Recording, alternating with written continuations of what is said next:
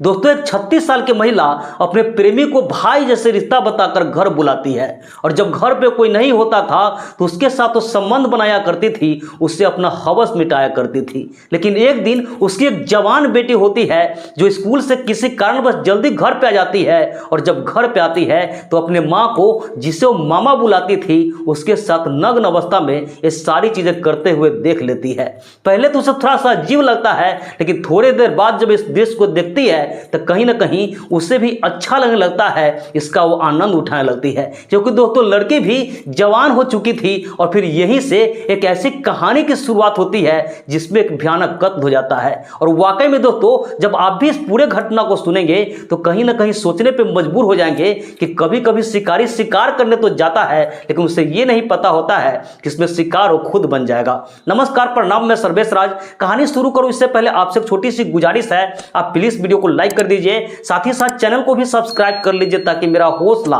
बढ़ता रहे। तो दोस्तों आज आपको जिस घटना की कहानी सुनाने जा रहा हूं, दरअसल घटना है उत्तर प्रदेश का एक जिला है एटा और इसी जिला में एक थाना लगता है नया गांव। दोस्तों नया गांव थाने के अंतर्गत ही एक गांव है अल्लाहपुर और इसी गांव में एक महिला रहा करती थी। दोस्तों जो महिला थी उसका नाम अलका था और वो अभी 36 साल की थी। उसका जो पति था उसका नाम रामाकांत था और उसके परिवार में पति पत्नी के अलावा उसकी 2 बेटी भी थी, जिसमें से बड़ी वाली बेटी थी उसकी उम्र 17 साल थी और जो छोटी वाली थी अभी 12 साल की थी। दोनों बच्चे थे, स्कूल में पढ़ाई लिखाई किया करते थे और जो अलका का परिवार था बाकी लोगों के परिवार की तरह सभी लोग नॉर्मल जिंदगी जी रहे थे, बड़े ही आराम से जिंदगी जी रहे थे, किसी भी चीज के इसके परिवार में कोई कमी नहीं थी। लेकिन एक दिन क्या होता है कि इसके परिवार में तीसरे आदमी की एंट्री होती है। जो तीसरा आदमी होता है उसका नाम सुभाष होता है और दोस्तों जो सुभाष होता है अलका का पुराना प्रेमी होता है। जिस समय अलका का शादी हुआ था वो सुभाष था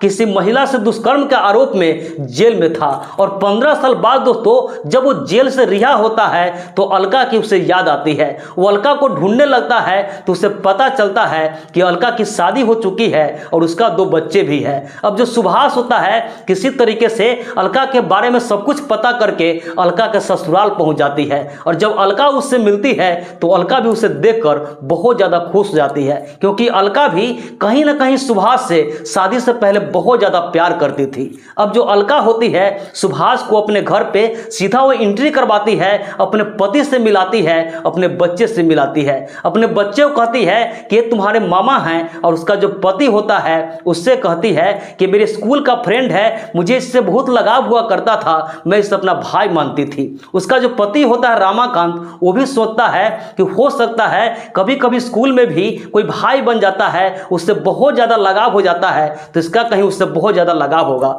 इसलिए उसका जो पति होता है रामाकांत वो भी सुभाष को बहुत ज्यादा इज्जत करता है। अब जो सुभाष होता है उसके घर पे अक्सर आने जाने लगता है और कहीं ना कहीं जो शादी से पहले का प्रेम था वो फिर से उभरने लगता है। अब दोनों एक दूसरे के साथ जब घर पे कोई नहीं होता था तो संबंध बनाना शुरू कर देता है, एक दूसरे से अपना हवस मिटाने लगते हैं। इसी तरह सब कुछ चल रहा था लेकिन इसके बाद को किसी को कानो कान खबर नहीं थी। लेकिन एक दिन क्या होता है उसका जो पति होता है वो नौकरी पर चला जाता है और दोनों बच्चे होते हैं वो स्कूल चला जाता है और उस दिन उसकी जो बड़ी वाली बेटी होती है किसी कारणवश वो जल्दी स्कूल से घर पे आ जाती है और जब घर पे आती है तो अपने माँ को, जिसे वो मामा बुलाती थी, यानी जो सुभाष था, उसके साथ नग्न अवस्था में ये सारी चीजें करते हुए देख लेती है। और जब वो देखती है तो पहले तो थोड़ा सा उसे अजीब लग रहा था, लेकिन थोड़ी देर तक जब इस दृश्य को देखती है तो कहीं ना कहीं उसे भी अच्छा लगने लगता है, क्योंकि वो भी अब दोस्तों जवान हो चुकी थी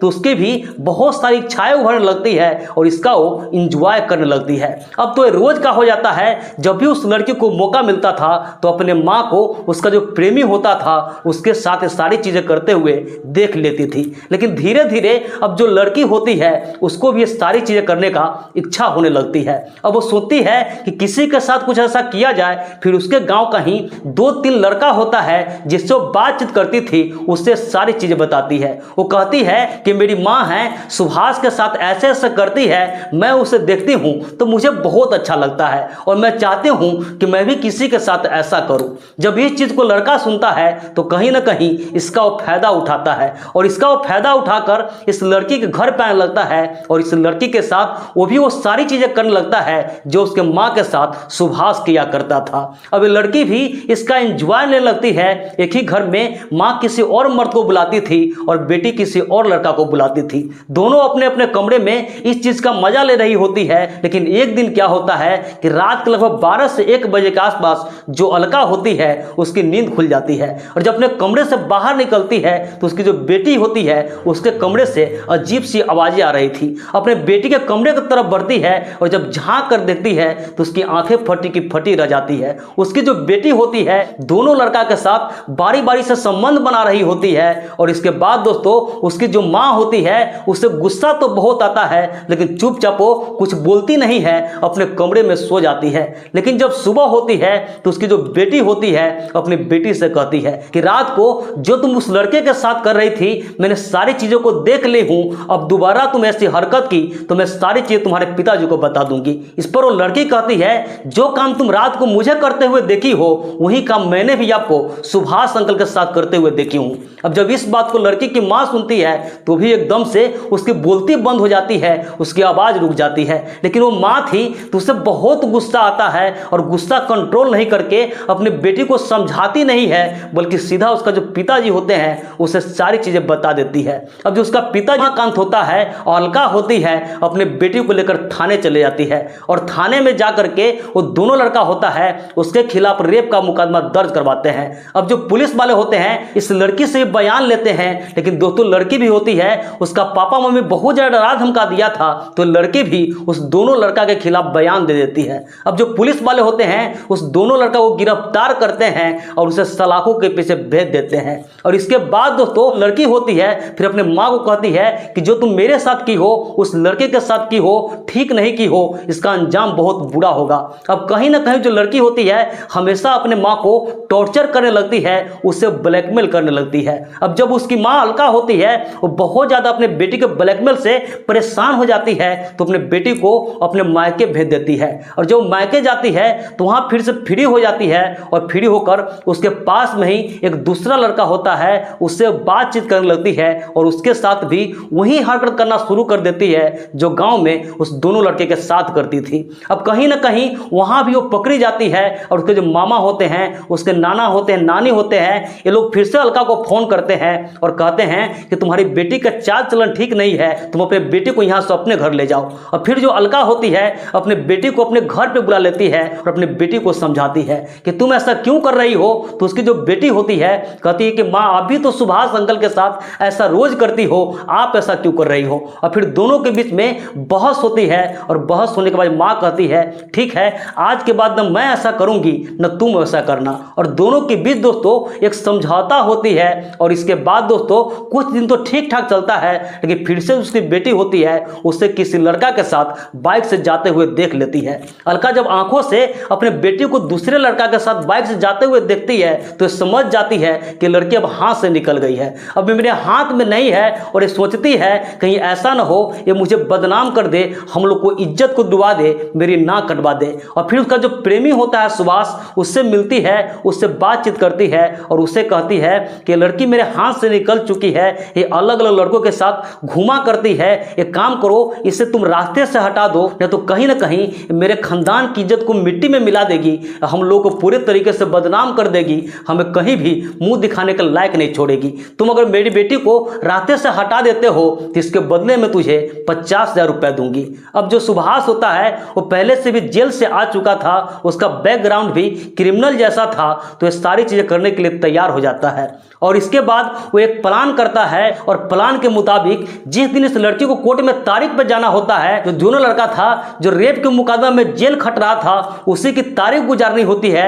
और जब ये लड़की थी अपने माँ के साथ कोर्ट में जाती है वहां पे तारीख गुजारती है और वहां से वापस घर आने के लिए जो लड़की की माँ होती है अपने बेटी को कहती है कि तुम एक काम करो, तुम सुभाष मामा के साथ घर पे चली जाओ, मुझे यहाँ कुछ काम है, मैं काम करके बाद में घर पे आ जाऊंगी। उसी दिन दोस्तों इस लड़की को मारने का प्लान था, इस लड़की को कुछ पता नहीं था और सुभाष के साथ बाइक पे बैठ जाती है। और जब वहां से घर जा रही होती है तो रास्ते में सुनसान जगह देखकर जो सुभाष होता है अपना गाड़ी को रोक देता है और उसकी जो बेटी होती है उस लड़की को कहता है कि तुम्हारी माँ मुझे 50,000 रुपए देने की बात कही है, वो बोली है कि मेरी बेटी को रास्ते से हटा दो, लेकिन तुम मुझे बहुत अच्छी लगती हो, मैं तुम्हें बहुत दिन से पसंद करता हूँ, इसलिए मैं नहीं चाहता हूँ कि मैं तुम्हारा जान लूँ। इसके बाद वो लड़की होती है, उसे भी अपना जान प्यारा होता है, उसे भी जीना होता है। तो तुरंत सुभाष का वो गले लग जाती है और वो कहती है कि मुझे भी आप बहुत अच्छे लगते हैं, मैं भी आपको बहुत पसंद करती हूँ। मैं कई बार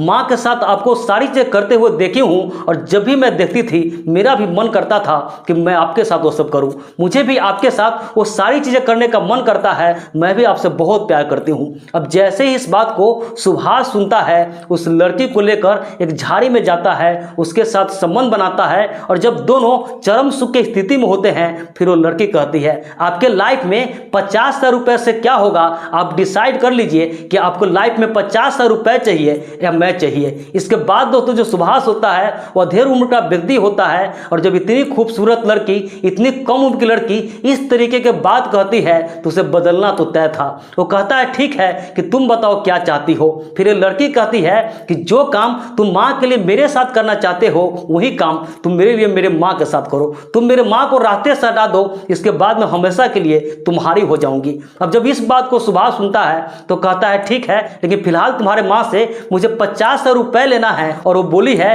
कि जब मेरी बेटी का काम तमाम हो जाए तो उसका अलग अलग एंगल से फोटो खींच के भेज देना। इसलिए तुम एक काम करो, मरने का नाटक करो ताकि अलग अलग एंगल से तुम्हारा फोटो खींच लूँ, तुम्हारे माँ को भेज दूँ, जिससे तुम्हारी माँ मुझे 50,000 रुपए दे देंगे। अब जो लड़की होती है वो सारी चीज़ें के लिए तैयार हो जाती है, वो मरने का एक्टिंग करती है और फिर जो सुभाष होता है उसका अलग अलग एंगल से अलग अलग तरीके से फोटो खींचता है और फोटो खींचकर उसके माँ को भेज देता है। अब जो उसकी माँ होती है उसे लग जाता है कि उसके बेटी का काम तमाम हो गया है, तो कहती है ठीक है कि तुम एक काम करो, वहां से अपने घर चली जाओ, मैं तुम्हें पैसा बाद में दे दूंगी। अब जो सुभाष होता है उस लड़की को लेकर सीधा आगरा चले जाते हैं और उसके अगले दिन उसके माँ अलका को फोन करते हैं और अलका को कहते हैं कि तुम मुझे पैसा भेज दो। फिर अलका कहती है कि आज नहीं हो पाएगा, एक दिन का मुझे समय दो, मैं तुम्हें कल भेज दूंगी। फिर अगले दिन होता है, फिर से सुभाष अलका को फोन करता है और अलका फिर से वही बात कहती है कि आज भी नहीं हो पाया है, तुम एक काम करो, एक दिन का मुझे और समय दो, मैं कल भेज दूंगी।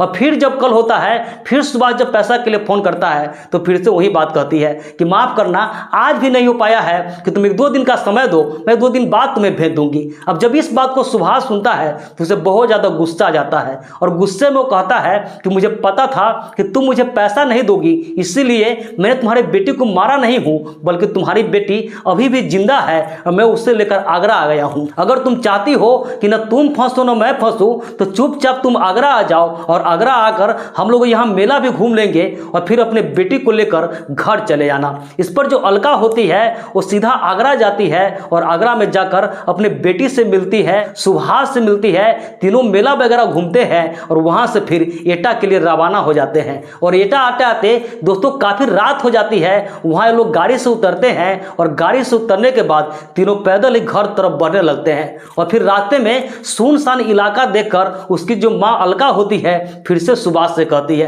कि अभी भी मौका है, तुम इसे रास्ते से हटा दो, मैं तुझे 50,000 रुपए दे दूंगी। इस पर जो सुभाष होता है कहता है ठीक है, मैं सोचता हूं कि तुम एक काम करो, थोड़ा सा किसी बहाने से अलग हो जाओ। अब जो अलका होती है टॉयलेट के बहाना बनाकर थोड़ा सा वो आगे चली जाती है और इसके बाद सुभाष होता है फिर से जो उसकी बेटी होती है उससे कहता है कि तुम्हारी माँ फिर से तुम्हें रास्ते से हटाने के लिए कर रही है, इसके बदला में फिर से मुझे 50,000 का ऑफर दे रही है। इसके बाद जो लड़की होती है कहती है कि तुम सोच लो कि तुम्हारी जिंदगी में 50,000 रुपए चाहिए या मैं चाहिए, अगर तुम मेरे माँ को रास्ते से हटा देते हो फिर मैं हमेशा के लिए तुम्हारा हो जाऊंगी, तुम जहां चाहोगे वहां रहूंगी, जैसे रखोगे वैसे रहूंगी, मैं हमेशा हमेशा के लिए तुम्हारी बनकर रहूंगी। अब जब इस बात को सुभाष सुनता है तो कहता है ठीक है, उसे एक झाड़ी तरफ लेकर जाता है, उसे कहता है तुम यहाँ पे लेट जाओ, तुम मरने का नाटक करो, मैं तुम्हारे माँ को बुलाता हूँ। वो लड़की कहती है ठीक है, वो मरने का नाटक करने लगती है और फिर जो सुभाष होता है उसके माँ अलका को फोन करता है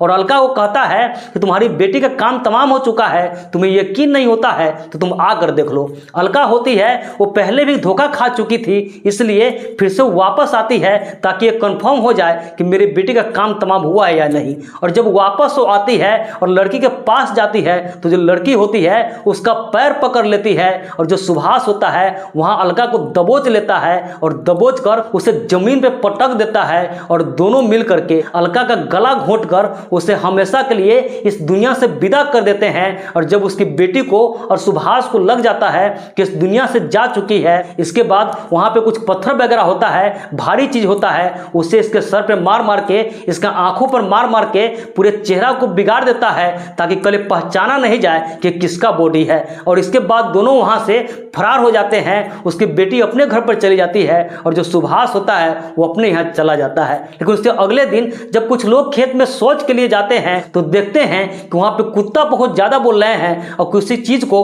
वो नोच नोच के खा रहे हैं। और जब ये देख करके कुछ लोग वहां पास जाते हैं और उस महिला को लाश देखते हैं तो इसकी सूचना पुलिस वाले को देते हैं। पुलिस वाले उस घटनास्थल पर पहुंचते हैं, डॉग स्क्वाड को बुलाते हैं, फॉरेंसिक टीम को बुलाते हैं और सबसे पहले लाश के बारे में पता लगाते हैं कि आखिर महिला कौन है। और इसके बाद दोस्तों पुलिस वालों को पता चलता है कि जो महिला है नायागांव थाने के अंतर्गत ही गांव है अल्लाहपुर, वहीं की रहने वाली है। इसके बाद दोस्तों पुलिस वाले लाश को पोस्टमार्टम के लिए भेज देते हैं और इस पूरे मामला के छानबीन करने लगते हैं। वो कई तरीके से जांच पड़ताल करते हैं, फिर उसे पता चलता है कि इस महिला का एक व्यक्ति के साथ अफेयर था और उसका नाम सुभाष था। अब जो पुलिस वाले होते हैं शक के आधार पर, कॉल डिटेल्स के आधार पर सुभाष को हिरासत में लेते हैं और जब उससे पूछताछ करते हैं तो पहले तो इधर उधर की बातें कर रहा था, लेकिन पुलिस वाले जब सख्ती दिखाते हैं, अपने तरीका से पूछते हैं तो सुभाष टूट जाता है। और जो कहानी मैंने सुनाई है वो सारी कहानी पुलिस वाले को बता देता है, जिसके बाद जो पुलिस वाले होते हैं उसकी बेटी होती है उसे भी गिरफ्तार करते हैं और दोनों को गिरफ्तार कर सलाखों के पीछे भेज देते हैं। तो दोस्तों इस पूरे घटना पर